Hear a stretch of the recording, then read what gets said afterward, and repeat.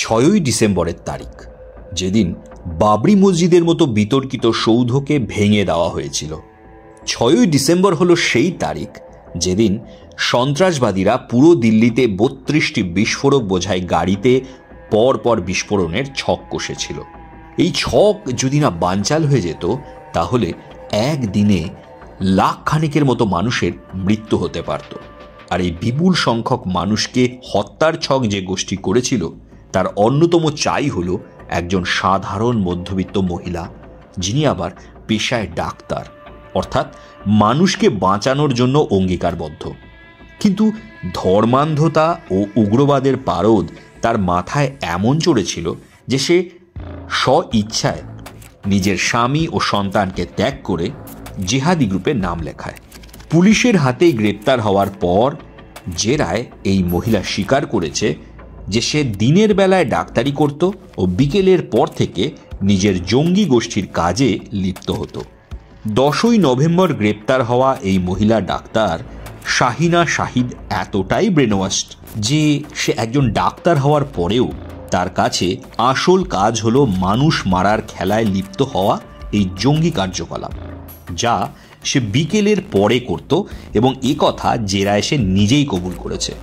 আর জেহাদের জন্য এই মহিলা যে কতটা মোটিভেটেড ছিল সেটা অবশ্যই বোঝা যায় এই মহিলার নিজের দুটো বাচ্চাকে ত্যাগ করার মাধ্যমে। পাকিস্তানের জয়শে মোহাম্মদ নামক জঙ্গি গোষ্ঠীর মাথা মাসুদ আজাহারের ভগ্নিপতি অপারেশন সিন্দুরের সময় ভারতীয় সেনার আক্রমণে প্রাণ হারায়। বদলা নেওয়ার জন্য মাসুদ আজাহার তার বোনের নেতৃত্বে গড়ে তোলে জামাত উল মোমিনাত নামের একটি মহিলা সংগঠন, যা জয়শে মোহাম্মদেরই শাখা সংগঠন। লক্ষ্য ভারতে মহিলাদের রিক্রুট করে এই সংগঠনের কাজে লাগানো এবং ভারতে অস্থিরতা তৈরি করা। আর সেই সংগঠনেরই এক ভারতীয় রিক্রুট হল ডাক্তার শাহিনা শাহিদ। এই মহিলা ডাক্তারের নামে রেজিস্টার্ড একটি সুইফট গাড়ি থেকে স্বয়ংক্রিয় রাইফেল, পিস্তল এবং প্রচুর কার্তুজ পাওয়া গেছে। আর জেরায় ওই মহিলা সংগঠনের নাশকতার ছকও কবুল করেছে। মাসুদ আজাহারেরই আরেক ঘনিষ্ঠ আফিরা বিবি, যার স্বামী উমর ফারুক 2019-এর পুলওয়ামা অ্যাটাকের মাস্টার মাইন্ড এবং পরে ভারতীয় সেনার এনকাউন্টারে মৃত, সেই আফিরা বিবির সাথেও ঘনিষ্ঠ যোগাযোগ ছিল এই ডাক্তার শাহিনা শাহিদের। জামাতুল মোমিনাতের ভারতীয় অংশের দেখভালের দায়িত্বে থাকা এই ডাক্তার জিহাদিদের লজিস্টিক্যাল সাপোর্ট দেওয়া থেকে শুরু করে শিক্ষিত ও প্রতিষ্ঠিত মুসলিম যুবক যুবতীদের র্যাডিক্যালাইজ করা এবং জঙ্গি কার্যকলাপে উদ্বুদ্ধ করা, এই সবই ছিল এই মহিলা ডাক্তারের কাজ। এর নামে রেজিস্টার আরও একটি মারুতি ব্রেজা গাড়ি তদন্তকারী দল উদ্ধার করেছে, যা বিস্ফোরক পরিবহনে ব্যবহার করা হয়েছিল। এই ডাক্তার শাহিনের ভাইকেও গ্রেপ্তার করা হয়েছে একই কেসে। ভাই বোন দুজনেই 10ই নভেম্বরের রেড ফোর্ট সংলগ্ন এলাকার বিস্ফোরণে অভিযুক্ত। এই মহিলা বিগত সময়ে বেশ কয়েকবার কাশ্মীরে গেছে। তাছাড়া নিজের পরিচিতদের নেটওয়ার্ক থেকে চাঁদা বা অনুদান হিসাবে প্রায় 40 লক্ষ টাকাও তুলেছে, যার বেশিরভাগটাই ব্যবহৃত হয়েছে এই ষড়যন্ত্রে।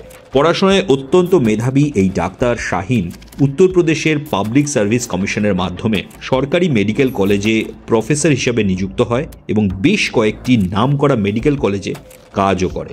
দিল্লি ব্লাস্টের তদন্তে ফরিদাবাদ স্থিত দুটি ভাড়া বাড়ি থেকে যে প্রায় 2900 কেজি বিস্ফোরক উদ্ধার করা হয়েছিল, তার মুখ্য অভিযুক্ত ছিল ডক্টর মোজাম্মেল আহমেদ গনি, যে আল ফালা ইউনিভার্সিটিতে কর্মরত ছিল। এই গনিকে গ্রেপ্তার ও জিজ্ঞাসাবাদ করার পরই ডাক্তার শাহিনের নাম উঠে আসে এবং বাকি তথ্যাবলীও জানতে পারা যায়। আপাত নিরীহ ও স্বল্পভাষী এই মহিলা জেরায় স্বীকার করেছে যে সে কম বয়সী যুবক যুবতীদের পড়ানো ও ট্রেনিং দেওয়ার সময় ধীরে ধীরে তাদের ধর্মীয়ভাবে র্যাডিক্যালাইজ করত এবং এভাবেই আস্তে আস্তে ভারতে এক বৃহৎ ও বিস্তৃত সন্ত্রাসবাদের জাল ছড়িয়ে দিতে সচেষ্ট হয়েছিল এই ডাক্তাররূপী সন্ত্রাসবাদী। যে দেশে সে জন্ম নিয়েছে, যে দেশের শিক্ষায়তন থেকে শিক্ষালাভ করেছে এবং ডাক্তার হয়েছে, সমাজে নাম যশ ও প্রতিপত্তি কামিয়েছে, সেই দেশ এবং সেখানকার সাধারণ নিরীহ মানুষের প্রতি এর সীমাহীন ঘৃণা সত্যি বিস্ময়কর। এখন দেখা যাক আগে আরও কত কি তথ্য পাওয়া যায় নতুন ভিডিওতে। তা শেয়ার করব। আজকের ভিডিও এ পর্যন্তই। আশা করি আপনাদের ভালো লেগেছে, এবং যদি ভালো লেগে থাকে তাহলে ভিডিওটি লাইক ও শেয়ার অবশ্যই করবেন। চ্যানেলটিকেও সাবস্ক্রাইব করে নেবেন এবং বেল বাটনটি অবশ্যই টিপে দেবেন। দেখা হচ্ছে পরের ভিডিওতে। ভালো থাকুন, সুস্থ থাকুন।